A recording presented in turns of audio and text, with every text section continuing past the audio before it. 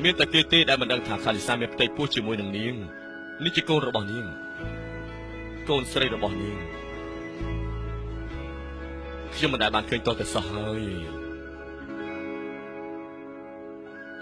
ឈ្មោះនាងគឺម៉ារីយ៉ាគ្មានកន្ទុយទេអីទេមើលតែនាងជាមនុស្សនៅពេលដែលនាងមានគ្រោះថ្នាក់នៅក្នុងសមុទ្រខ្ញុំត្រូវសួរថាលោកអាចចិញ្ចឹមនាងបានទេនាងនៅទីនេះដែលប្រសើរហើយសុវត្ថិភាពហើយតាក៏បានយល់ព្រមតាស្រឡាញ់ចៅខ្លាំងណាស់ពេលដែលតាឃើញចៅម៉ាក់ក៏អញ្ចឹងដែរ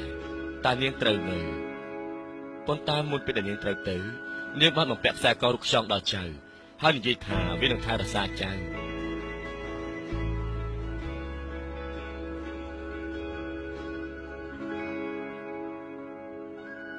ហើយតាស្មានថាតាបានប្រាប់ចៅកាលពីលើកមុនហើយប៉ុន្តែវាគ្រាន់តែជាការគិតតែប៉ុណ្ណោះវាមិនអាចធ្វើឲ្យបានច្រើនចំពោះចៅទេចៅមិនអីទេខ្ញុំជាមនុស្សអស្ចារ្យប៉ុន្តែលោកតាមានមធ្យោបាយដោះស្រាយបានដែរទេអាលីយ៉ាតាចង់ឲ្យចៅជឿថាម្ដាយរបស់ចៅជានាងមច្ឆាយហើយឪពុករបស់ចៅជាមនុស្សអាចកំបាំងតែវាចម្លែកយ៉ាងម៉េចទៅលោកតាតាកំពុងតែនិយាយប្រាប់ការពិតដល់ចៅណាអាលីយ៉ាតាសន្យាលីយ៉ាខ្ញុំចង់ទៅក្រៅ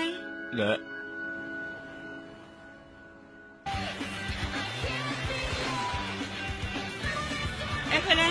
អញនឹងលោកនេះជាបងប្អូនជីដូនមួយទេខ្ញុំទៅពេទ្យពិនិត្យជំងឺហើយណា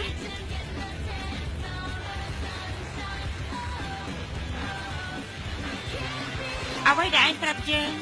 ហាក់ដូចជាវវិញអស់ហើយដោយសារតែរឿងឈួតរបស់គ្រួសារខ្ញុំហ្នឹងណាព្រោះខ្ញុំស្ទើរឈួតឬអីទៅ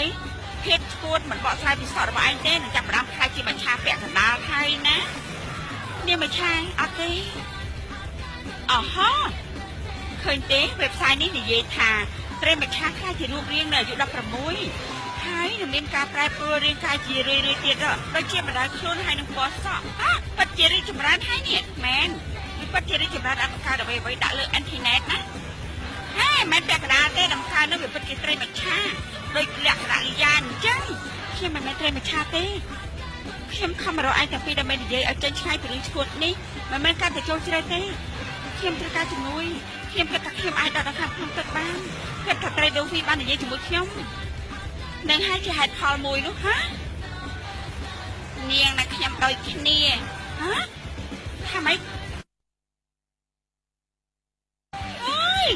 នាងប្រាប់ថាឯងនឹងពួកនាងដូចគ្នាអរគុណខ្ញុំពិតជាមានឈ្មោះថាស៊ូម៉ាសំទុះដែលណែនាំខ្លួនយឺតពេលបន្តិចណាអូក៏ព្រោះពីបញ្ហានេះអីល្អណាស់ដែលបានជួបឯងខ្ញុំតែដូចគ្នាវាមិនអាចកើតឡើងនោះទេដឹងដែរទេនេះជាការពិតណាស៊ូម៉ាលីយ៉ាជាមច្ឆាលើសមុទ្រតែមិនដែរទេណាខ្ញុំគ្រាន់តែជាមិត្តខ្ញុំជាមិត្តជិតស្និទ្ធរបស់ម្ដាយម៉ាលីយ៉ាឯងស្គាល់ម៉ាក់របស់យើងនេះគ្រប់គ្នាស្គាល់ម្ដាយនាងជាម្ចាស់ស្ត្រីនៅសមុទ្ររហូតដល់បងស្រីអេរ៉េសបានបោះបង់នាងតាំងពីអេរ៉េសបានស្រឡាញ់គ្នានេះនឹងនាងធ្វើឲ្យមហាសមុទ្រមានគ្រោះថ្នាក់អូដូច្នេះនិយាយថាលីយ៉ាជានាងមច្ឆាមែនទេមានសាច់ឈាមជារាជវង្សមច្ឆាកុំប្រាប់ខ្ញុំថាឯងមិនជឿលើរឿងនេះណាគ្នាកំពុងនិយាយជាមួយត្រីដូហ្វីនពណ៌ផ្កាឈូកព្រះនាងម្ចាស់ពិតជាស្អាតមែនលោកអើយឈប់អូខេបើសិនជាអ្នកទាំងអស់គ្នាការរយៈពេលច្រើនឆ្នាំហេតុអីបានជាទៅប្រាប់ខ្ញុំនៅពេលនេះដោយសារតែនាងនៅអាយុតិចពេកមិនទាន់ប្រែខ្លួនជាមច្ឆាឥឡូវនេះអាចត្រឡប់ទៅក្នុងសមុទ្រហើយជួបជាមួយអេរីជាជំរឿនណាស់ណោះជាជំរឿនស្គួតអីខ្ញុំជាអ្នកជាទូក្តាំងរលលោកប្រចាំក្រុមម៉ាល់បូមួយប្រព្រឹត្តភ្នែកស្រាប់តែប្រាខ្លាជាត្រីមច្ឆាបែបនេះអញ្ចឹងហើយដូចជាក្នុងមហាសមុទ្រទោះជាវាមានកន្លែងណាមានឬអីយើងត្រូវខ្វល់ពីបញ្ហានេះខ្ញុំមិនខ្វល់ទេអំពីបញ្ហាអញ្ចឹងរាប់បញ្ចូលទាំងជំនឿមច្ឆាជាម្ដាយខ្ញុំហើយមានជំនឿថាខ្សែកនេះអាចការពារខ្ញុំបានឃើញទេ